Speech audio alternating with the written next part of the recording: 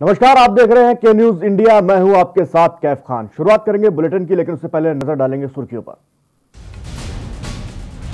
मुख्यमंत्री त्रिवेंद्र रावत पहुंचे केदारनाथ। विधायक मनोज रावत के आवास। रावत के पिता के निधन पर जताया शोक। दिवंगत की आत्मा की शांति की प्रार्थना। आज उत्तराखंड के बजट सत्र का दूसरा दिन। सदन के पटल पर रखे गए संशोधन अध्यादेश और यूपीसीएल की वार्षिक रिपोर्ट। विधायकों के सवालों पर चर्चा। उत्तराखंड में कोरोना के 27 नए मरीज मिलने से संक्रमितों का आंकड़ा पहुंचा 97,000 के पार। 97,019 हुई कुल मरीजों की संख्या। राज्य में अलर्ट। कोरोना को लेकर स्वास्थ्य विभाग सतर्क। राज्य भर से जांच के लिए भेजे गए 10,000 से अधिक सैंपल। मरीजों के ठीक होने की दर हुई 96.35%।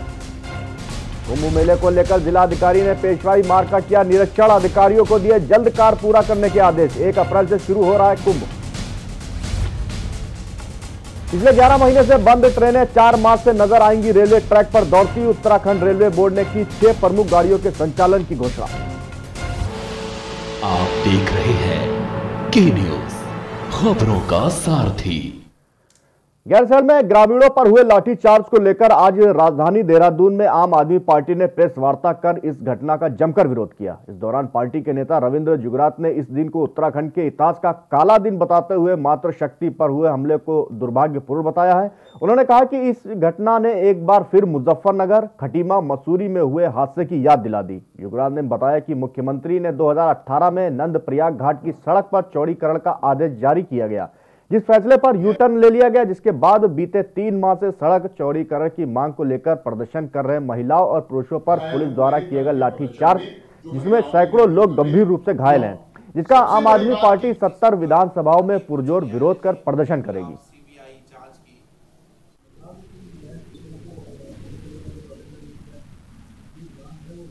कल की बर्बर घटना ने उत्तराखंड आंदोलन के दौरान पुलिस और सरकारी बर्बरता की याद दिला दी है। मुजफ्फरनगर, खटीमा, मसूरी में यही हुआ जो कल गैरसैंण में हुआ।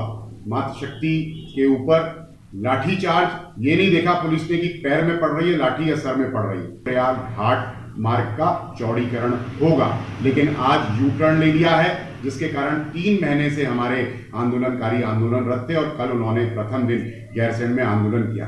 हैंडल करने में पूरी लापरवाही है, असंवेदनशीलता है।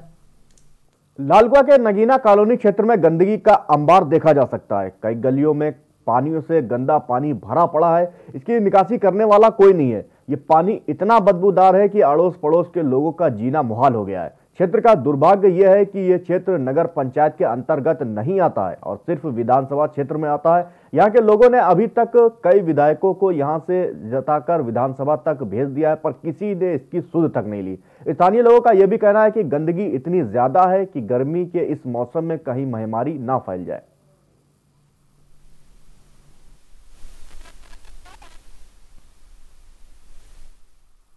5-6-7 महीने से पानी ऐसे ही भरा हुआ है और इस पानी का कहीं से निकास भी नहीं है।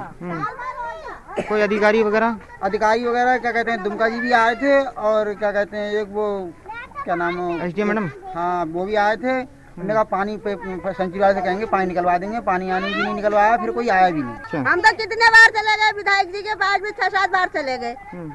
कोई वो आते हैं वो चले जाते, आते हैं वो चले जाते। ये पानी कहाँ से आया है, कहाँ का पानी है? ये घरों का पानी है। निकासी नहीं है इसकी? निकासी नहीं है। खबर देहरादून से, जहां विधानसभा चुनाव की तारीखों के ऐलान के साथ केंद्रीय पर्यवेक्षक के रूप में राज्य के 20 आईएएस और 5 आईपीएस अधिकारियों को नामित किया गया है, जिनकी 3 फरवरी को नई दिल्ली के विमान भवन में ब्रीफिंग की जाएगी। इसके लिए भारत निर्वाचन आयोग ने मुख्य निर्वाचन अधिकारी उत्तराखंड को पत्र भेजकर अवगत कराया है।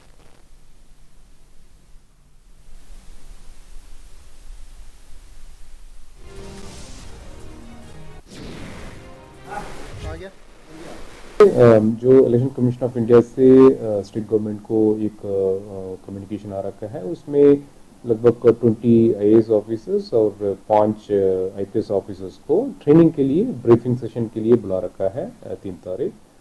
बाकी ड्यूटी वगैरह वो कैसे रहेगा, उसमें ट्रेनिंग वगैरह कैसे होगी, क्या है, वो इलेक्शन कमीशन की वो है कम्युनिकेशन से उनको दिया जाएगा। उसके बारे में डिटेल्स नहीं है, बट जो जरूर ब्रीफिंग के लिए ऑर्डर आ रहा है। नैनीताल भवाली रोड के टिगरी गांव में आर्मी कैंट हाउस में शॉर्ट सर्किट के कारण भीषण आग लग गई। आग इतनी भीषण थी कि 2 किलोमीटर दूर से आग की लपटें साफ देखी जा सकती थी। सूचना पर मौके पर पहुंची नैनीताल पुलिस और दमकल विभाग के कर्मचारियों को आग पर काबू पाने के लिए 2 घंटे की कड़ी मशक्कत करनी पड़ी। मिली जानकारी के अनुसार आर्मी कैंट आउट हाउस में 6 परिवार निवास करते हैं। आग लगने का कारण शॉर्ट सर्किट बताया जा रहा है। हालांकि आग लगने से किसी भी प्रकार की कोई जनहानि नहीं हुई है, लेकिन घर के अंदर रखा अधिकतर सामान जलकर राख हो गया।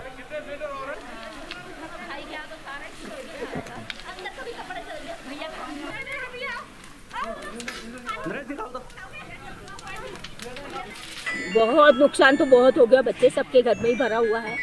5-7 जने रहते हैं, परिवार का है। पता नहीं कि क्या था, वो तो आग लगते देखा तब पता चला। वो तो उधर से लगती हुई आई, एकदम भर भर करती हुई आ गई एकदम। लोग मौके पर पहुंचे, मौके पर फायर सर्विस भी मौके पर पहुंच गई थी। हमारे द्वारा आग पर काबू करने का प्रयास किया जा रहा है। लगभग काबू किया जा चुका है अभी तक। कारण ये लोग बता नहीं पाए हैं, शायद शॉर्ट सर्किट ये लोग अभी तक बता रहे हैं और ऐसा स्पष्ट कारण अभी तक पता नहीं चल पाया। लक्सर के पथरी थाना में एसपी देहात रुड़की ने लूट का खुलासा किया है। पथरी क्षेत्र शाहपुर अंग्रेजी शराब की दुकान के गले से तमंचा दिखाकर 6 दिन पहले 10,000 की लूट हुई थी। पथरी पुलिस ने लूट करने वाले 4 बदमाशों को गिरफ्तार कर लिया है, जबकि एक बदमाश पुलिस की गिरफ्त से बाहर है, जिसकी तलाश अभी भी जारी है। पूर्व में भी लूट के बदमाशों पर आपराधिक घटनाओं में मुकदमा दर्ज किया गया है। एसपी देहात ने प्रेस वार्ता के दौरान कहा कि लूट के 4 बदमाशों पर गैंगस्टर की भी कार्रवाई की जाएगी।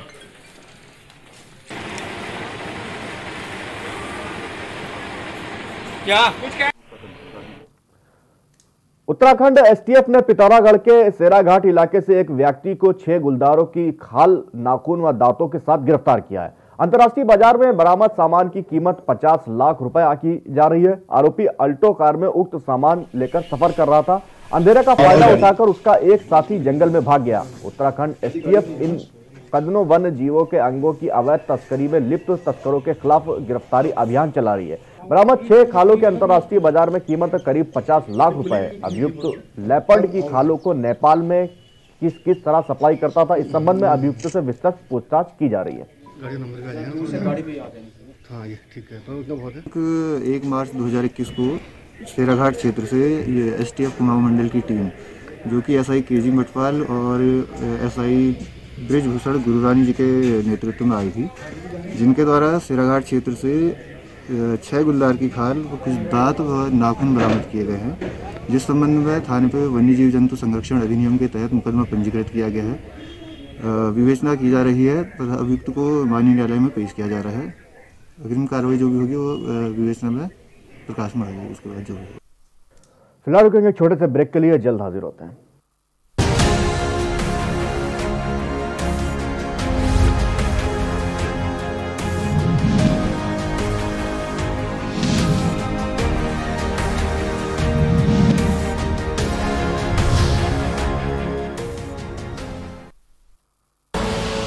आप देख रहे हैं के न्यूज, खबरों का सारथी।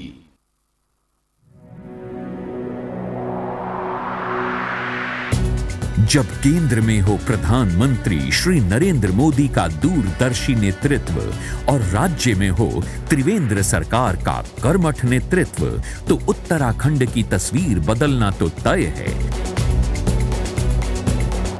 जरा इस तस्वीर को देखिए। वाई शेप वाला ये फ्लाईओवर आईएसबीटी देहरादून की पहचान बन चुका है।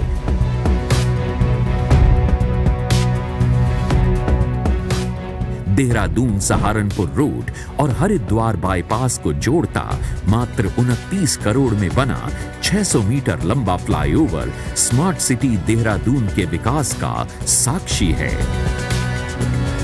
विकास के मार्ग पर सरपट दौड़ता उत्तराखंड।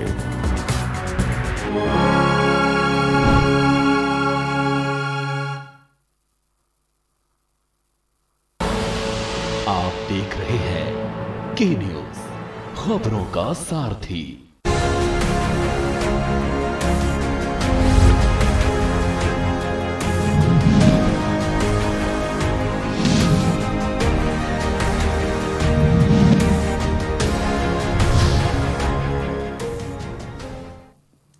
ब्रेक के बाद स्वागत है आपका हमारा उत्तराखंड में। उधम सिंह नगर जनपद के खटीमा तहसील क्षेत्र में खतौनी में छेड़छाड़ कर फर्जी तरीके से नाम दर्ज कर जमीन हड़पने व जान से मारने के प्रयास का मामला सामने आया है। आपको बता दें कि बनगवा निवासी कुलविंदर सिंह ने अपने भाई हरवेंद्र सिंह पर जान से मारने और खतौनी में छेड़छाड़ करके जमीन हड़पने का गंभीर आरोप लगाया है। गौरतलब है कि पीड़ित ने अपने साथ हुए जानलेवा हमला और जमीन हड़पने की शिकायत कई बार पुलिस प्रशासन व एसडीएम तथा मुख्यमंत्री से की है, लेकिन पीड़ित को कहीं भी न्याय नहीं मिला। इसी को लेकर पीड़ित ने भागचूरी के जेके पब्लिक स्कूल में आयोजित जनसंवाद चौपाल में अपनी फरियाद एसएसपी के सामने रखी, जिस पर एसएसपी ने 5 दिन का समय लेकर आवश्यक कार्रवाई करने का आश्वासन दिया है।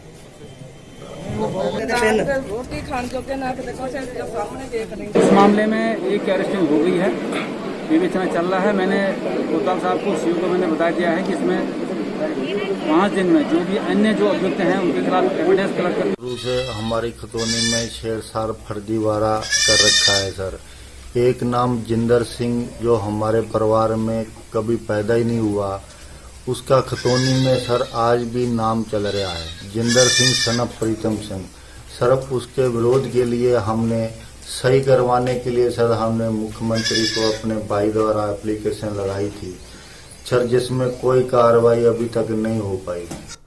प्रदेश के मुख्यमंत्री श्री त्रिवेंद्र सिंह रावत ने केदारनाथ विधायक मनोज रावत के गोपेश्वर स्थित आवास पर पहुंचकर उनके पूज्य पिताजी के निधन पर शोक व्यक्त किया। वहीं मुख्यमंत्री ने ईश्वर से दिवंगत आत्मा की शांति की प्रार्थना करते हुए शोक संतप्त परिजनों के प्रति संवेदना प्रकट की।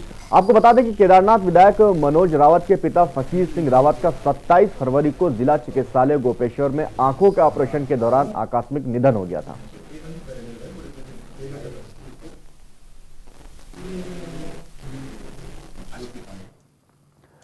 खबर नैनीताल से, जहां 4 मार्च को रानीखेत में आर्मी भर्ती में होने वाली भर्ती के लिए अभ्यर्थियों से फिजिकल टेस्ट से पहले अभ्यर्थियों से कोरोना टेस्ट रिपोर्ट मांगी गई है। इसके चलते नैनीताल के जिला मुख्यालय हॉस्पिटल में आज 200 से अधिक युवाओं का आरटीपीसीआर टेस्ट कराने के लिए तांता लगा है। मुख्य चिकित्सा अधिकारी डॉक्टर केएस धामी ने बताया, आज बीडी पांडे हॉस्पिटल आर्मी भर्ती के लिए आए अभ्यर्थियों का कोरोना टेस्ट किया जा रहा है, जिसकी रिपोर्ट इन सभी अभ्यर्थियों को कल शाम तक उपलब्ध करा दी जाएगी। वहीं टेस्ट कराने हॉस्पिटल पहुंचे अभ्यर्थियों का कहना है कि 4 मार्च को रानीखेत में आर्मी के लिए होने वाले फिजिकल टेस्ट के लिए उन्हें टेस्ट की रिपोर्ट की जरूरत है, ताकि आर्मी में भर्ती होकर देश की सेवा कर सकें।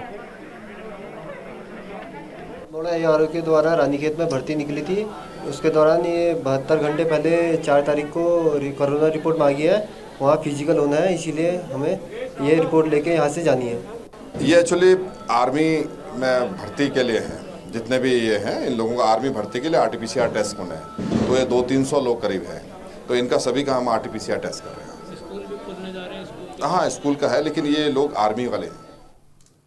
खबर उधम सिंह नगर से है, जहां जिले के खटीमा ब्लॉक में आर्मी की भर्ती 3 मार्च को रानीखेत में होने जा रही है। वहीं आर्मी की भर्ती को लेकर परिवहन निगम ने खटीमा रोडवेज बस स्टेशन अतिरिक्त बसें संचालित की हैं। परिवहन निगम द्वारा अतिरिक्त 2 बसें लगाने से भर्ती में जा रहे युवाओं को बड़ी राहत मिली है। वहीं ज्यादा भर्ती में जा रहे युवाओं की संख्या बढ़ने पर परिवहन विभाग बसों की और व्यवस्था करने की बात कर रहा है।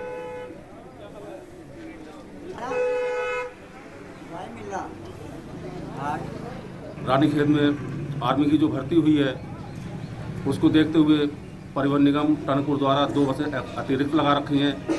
युवाओं की भीड़ देखते हुए यदि भीड़ होती है तो मैं अतिरिक्त बसों को व्यवस्था करने की पूरी कोशिश करूँगा। धर्म नगरी हरिद्वार में महाकुंभ प्रारंभ हो चुका है। हालांकि राज्य सरकार द्वारा नोटिफिकेशन के अनुसार कुंभ 1 अप्रैल से प्रारंभ होगा, जिसके कारण जिला प्रशासन की जिम्मेदारी है कि तब तक कुंभ मेले की व्यवस्थाओं को संभाले। जिलाधिकारी सी रविशंकर ने पेशवाई मार्गों का स्थलीय निरीक्षण किया। उन्होंने पांडेवाड़ा, ज्वालापुर, तुलसी चौक, SMJN डिग्री कॉलेज मार्ग, कनखल बड़ा अखाड़ा, नया अखाड़ा, उदासीन मार्गों के निर्माण, मरम्मत, साफ सफाई, ट्रैफिक व्यवस्था आदि पर अखाड़ा पदाधिकारियों से वार्ता की।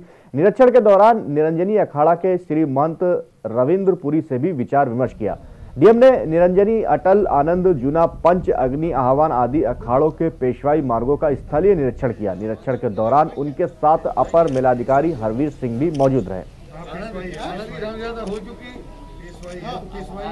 फिलहाल अभी पेशवाई जो मार्गों का निरीक्षण किया है, इसमें विभिन्न प्रकार का जो इश्यूज़ है उसको हाईलाइट किया गया है। इसमें समस्त विभागों के साथ निरीक्षण किया है।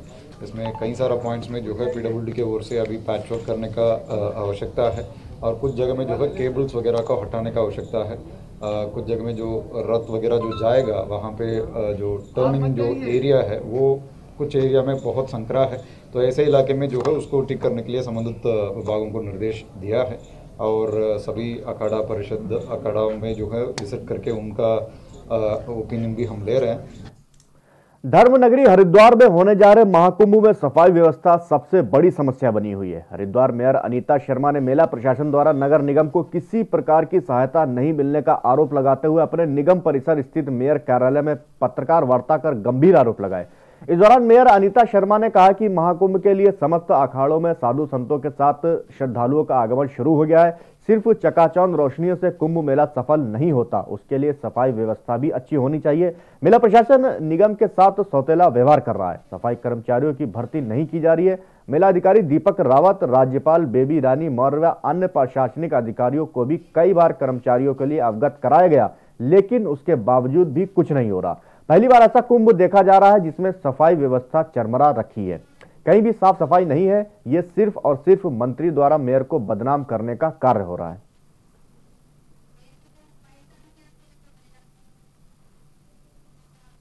ये है कि सफाई को लेके ही है, क्योंकि सफाई आप देख ही रहे हो, हर जगह कूड़ों के ढेर लगे हुए हैं और कुछ सफाई बिल्कुल नहीं हो रही है और ये छवि खराब करने की साजिश रची जा रही है मेरे खिलाफ। और मैं चाहूँगी कि सफाई होनी चाहिए। और एक भी पहले आप देखते थे कुंभ जब आता था 6 महीने पहले ही कर्मचारी हमें मिल जाते थे, इतना क्षेत्र साफ रहता था, हर वार्ड में सफाई रहती थी। रुकेंगे एक ब्रेक के लिए, जल्द हाजिर होते हैं।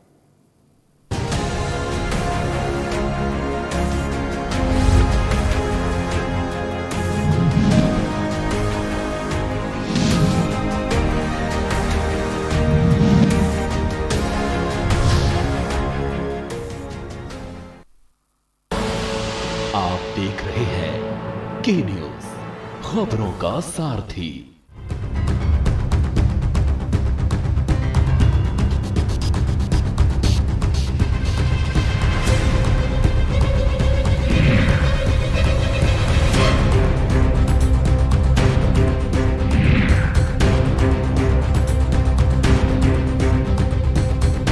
खुदी को आजमाया है तो ये अंदाज आया है, खुदी को आजमाया है तो ये अंदाज आया है। तुम में भी मैं हूं, शुद्ध प्लस पान मसाला। आप देख रहे हैं के न्यूज, खबरों का सारथी।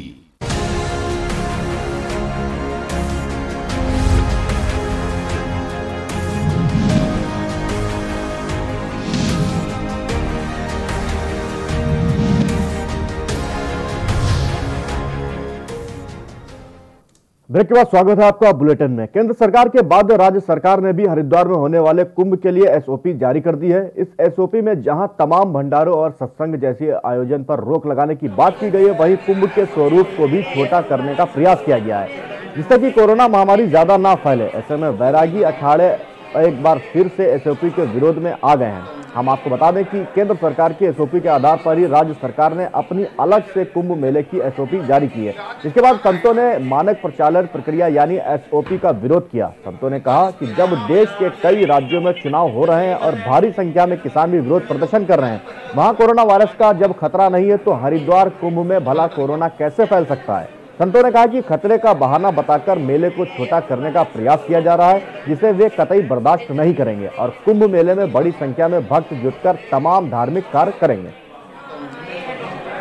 बिल्कुल नहीं मानते और हम इस चीज़ का अपने तीनों अनियों की तरफ से पुरजोर विरोध करेंगे कि एसओपी ये नहीं लगनी चाहिए। भंडारे जैसे पहले चलते थे वैसे चलने चाहिए, क्योंकि कुंभ की भव्यता तो भंडारों से और सत्संग से ही होती है। अगर भंडारे नहीं होंगे, सत्संग नहीं होगा तो कुंभ का कोई अर्थ नहीं है। या तो सरकार करे कि कुंभ को अगले साल तक ले जाए। बात ये है कि ये एसओपी केवल कुंभ मेले के लिए है, क्या चुनावी रैलियों के लिए नहीं है। बंगाल में चुनाव हो रहे हैं, वहाँ पर लाखों लोग इकट्ठे हो रहे हैं, लेकिन बात जब धर्म की आती है तो सरकार एक साथ एसओपी यहाँ जारी कर देती है। क्या केवल कुंभ मेले के लिए? मैं इन सब से कह देना चाहता हूं, सब राजनेताओं से कह देना चाहता हूं, यदि आपको एसओपी जारी करनी है तो चुनावी रैलियों में करो, इस कुंभ मेले में ऐसे करने की जरूरत नहीं है। केंद्र सरकार के 3 कृषि बिलों को वापस लेने की मांग को लेकर देश भर में चल रही कृषि कानूनों के खिलाफ राजधानी दिल्ली के अलग अलग बॉर्डर पर किसानों का आंदोलन जारी है। तो वहीं अब किसान जगह जगह महापंचायत लगाकर अपना कृषि कानून के प्रति विरोध जता रहे हैं और कानून वापस करने की मांग पर अड़े हुए हैं।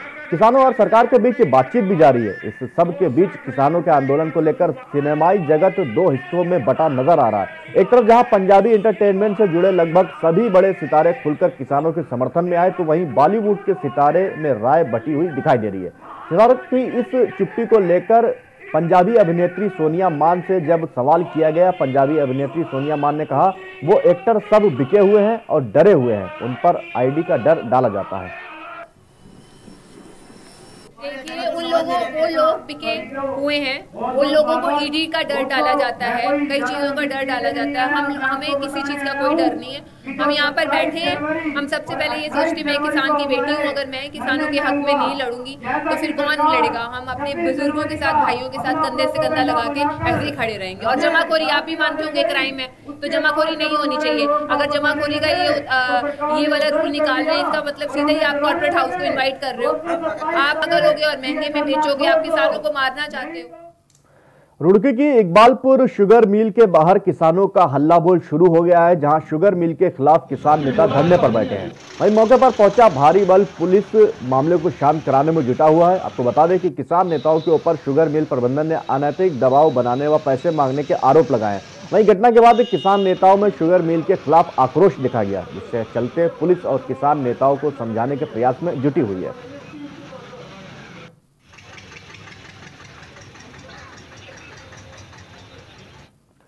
खबर लक्सर से है, जहां खानपुर थाना क्षेत्र के करणपुर गांव के पूर्व प्रधान शमशाद के 35 वर्षीय बेटे अवध अली की संदिग्ध परिस्थितियों में गोली लगने से मौत हो गई। घटना के करीब 2 घंटे बाद सूचना मिलने पर पहुंची खानपुर पुलिस ने शव को कब्जे में लिया। परिजनों के बयान में विरोधाभास होने के कारण पुलिस मामले को संदिग्ध मानकर शव का पोस्टमार्टम करा रही है। कल रात को सूचना हमें मिली थी कि जो करणपुर गांव है खानपुर थाना क्षेत्र में, वहाँ पर एक व्यक्ति को गोली लगने की सूचना मिली थी। संदिग्ध बात ये थी कि किसी भी घर के सदस्य द्वारा इसकी सूचना नहीं दी गई थी, द्वारा बताया गया था कि गलती से गोली चली है। पर जब हम क्षेत्र में पहुँचे थे तो अलग अलग तरह के बयान जो है परिजनों द्वारा दिए जा रहे थे।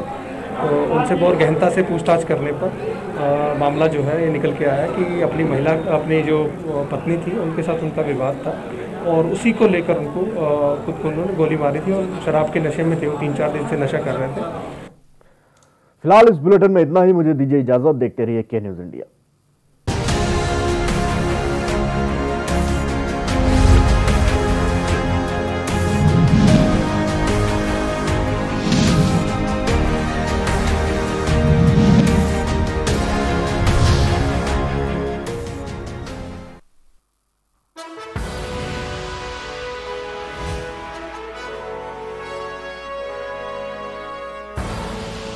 आप देख रहे हैं